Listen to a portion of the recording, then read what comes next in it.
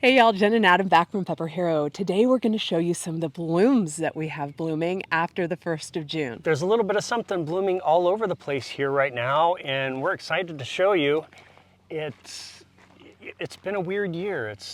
We're ahead by 2 weeks. Yeah, things have bloomed early, and it's a wild year. So it's I'm here for it. things are blooming that shouldn't. Lavender's blooming already. Doesn't even seem right. I know, but let's show everybody what we got. Let's go.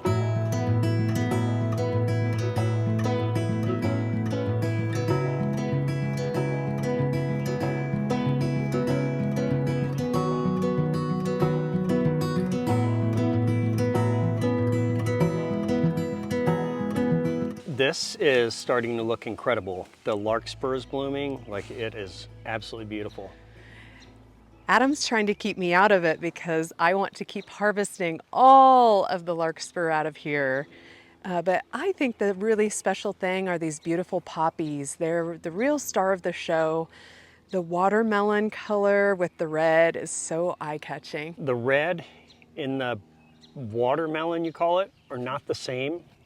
It's just not a faded red, or what? No, it's actually a watermelon colored poppy. Oh, well, wow. you could call it pink, but I'm calling it watermelon because watermelon is the new color of summer this season.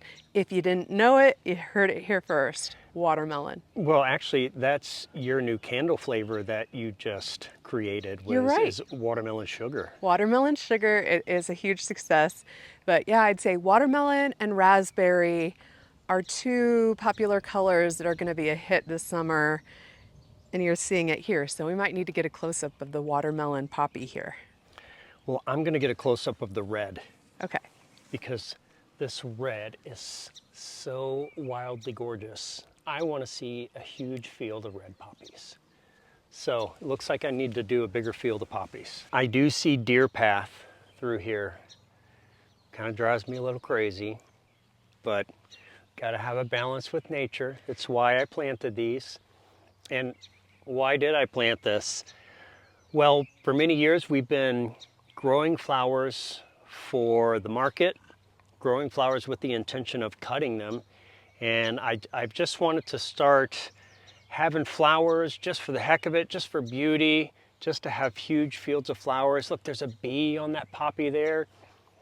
So it's just really for us to enjoy personally and to create a little habitat for our pollinators. There are so many little pollinators in here.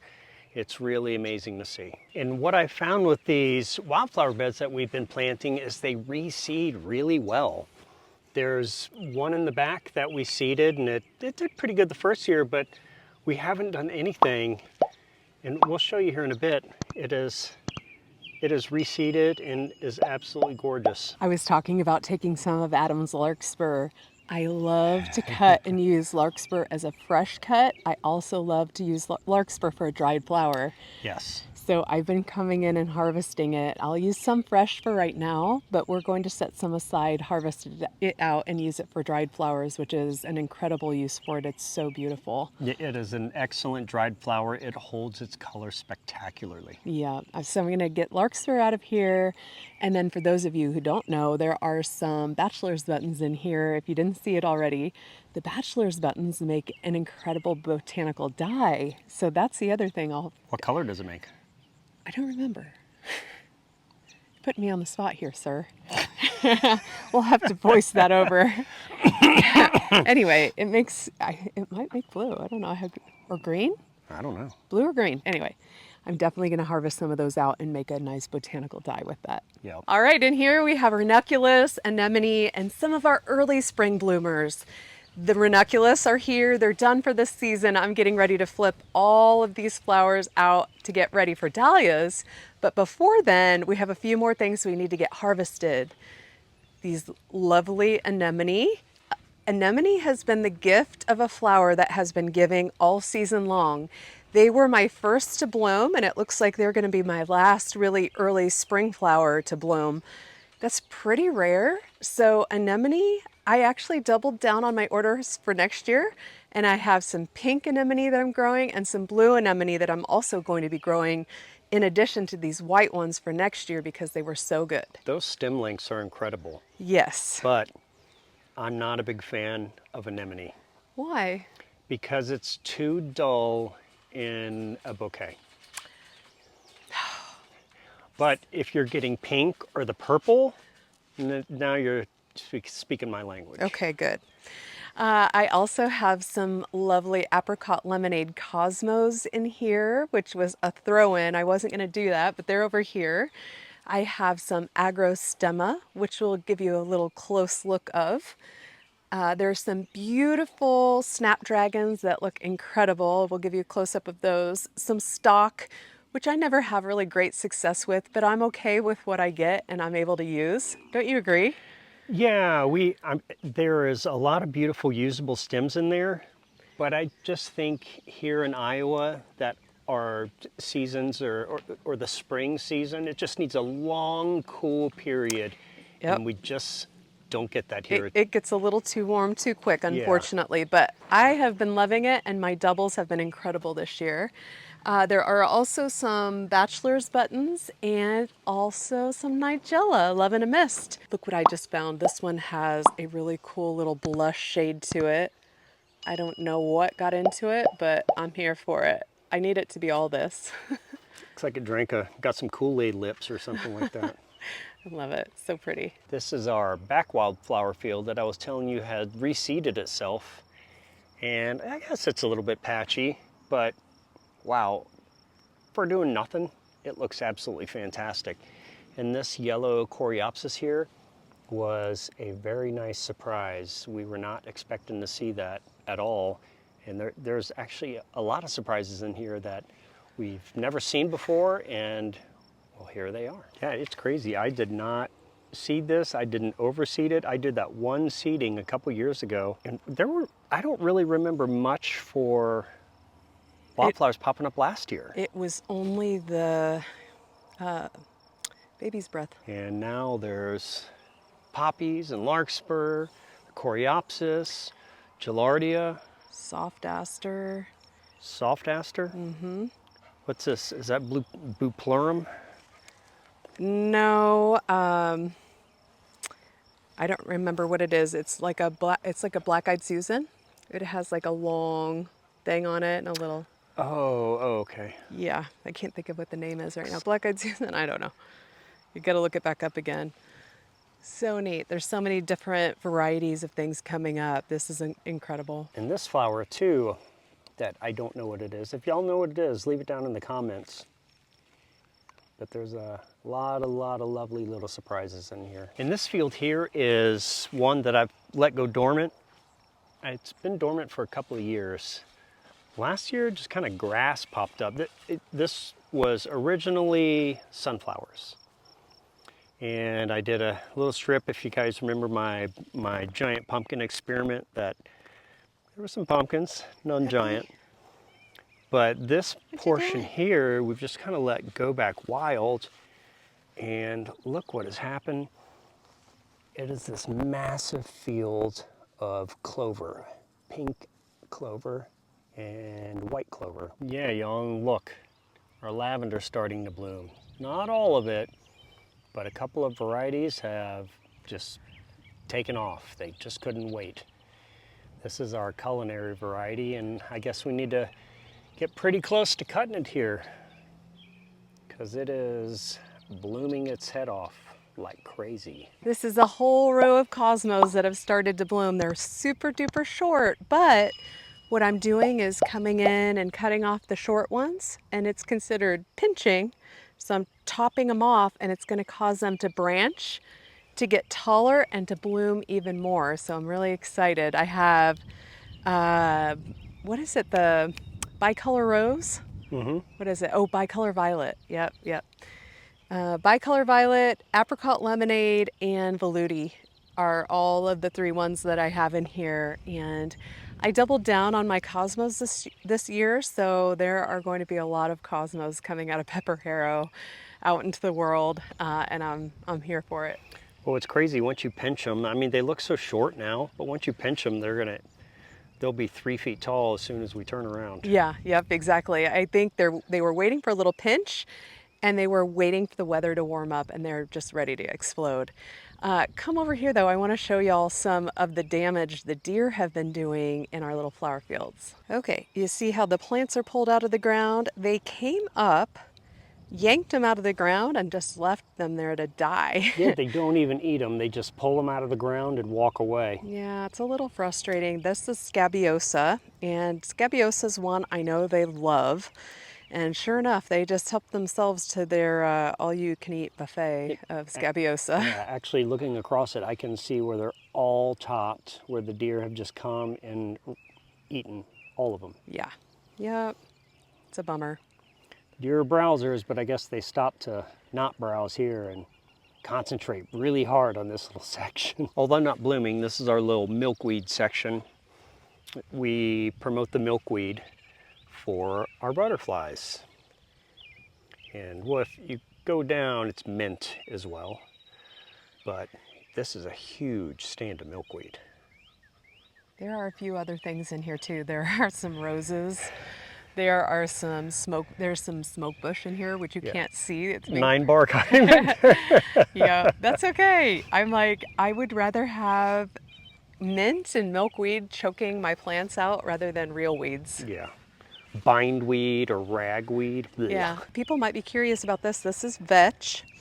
And vetch is one that we had as a cover crop like 8 years ago, right? Yeah, and it still pops up. It still pops up sporadically, and the pollinators have been loving this. So, well, I was new to cover cropping, and I let my cover crop go to seed, which is a cover crop no-no. still, I have And not still. seen vetch on our farm in 2 years, and here it is this year. And here So it is. there's something weird. Things were dormant in the ground for a couple years, and now they're popping up.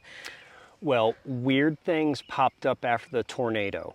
Oh, yeah. So I think some weed seed or some seeds from different varieties flew in from wherever. I have no idea. It's pretty crazy. And a couple little oddballs we have blooming here are our foxtail lilies that just randomly pop up around the farm that Jen has just thrown bulbs in willy-nilly throughout the years and just keep popping up. They're pretty though. And they'll get about 6 feet tall. This is our beautiful delphinium blooming right now, and I love the light blue variety that's called Cliveden Beauty. There's a few white in here too, but mostly it's about the sky blue. I absolutely love it. All of this beautiful Coreopsis just got done blooming. It looks really good, but if you look closely, it is not good enough for me to be able to cut at this point to take in as a cut flower. So it's just gonna stay here for the pollinators and look beautiful in the garden. This was part of the Coreopsis that we grew for Better Homes and Gardens last year, which I guess maybe that should be coming out in their magazine soon, right? I don't know. I don't know about these things. Are we spilling the beans? Anyway, if you guys check out the latest issue, you might see some of this Coreopsis in there. One surprising tidbit about Coreopsis that I wasn't expecting is that it self-seeded itself everywhere in the garden.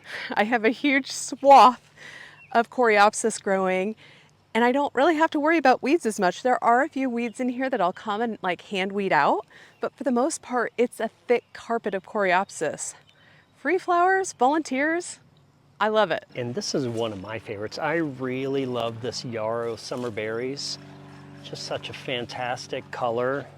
Adds a lovely little pop to bouquet work. And one of my favorites here on the farm. And off in the distance, we got a nice supercell forming. It's been a wild weather year. I think for most of us in the US here, it has definitely been a heightened storm season. There has been so many storms that have come through. We've been in our little tornado shelter too many times this season. We're ready for it to be over, but I won't complain about the shade of this cell forming right here.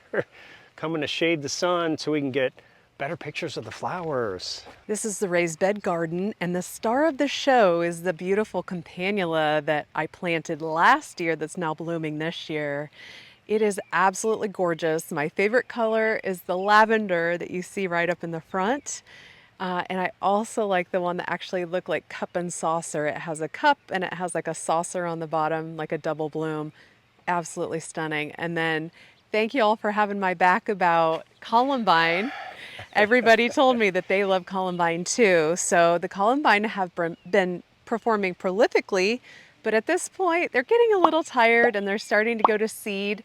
And I hope they scatter their seed everywhere because I want it growing everywhere. And the campanula is starting to get a little bit past due, which is okay.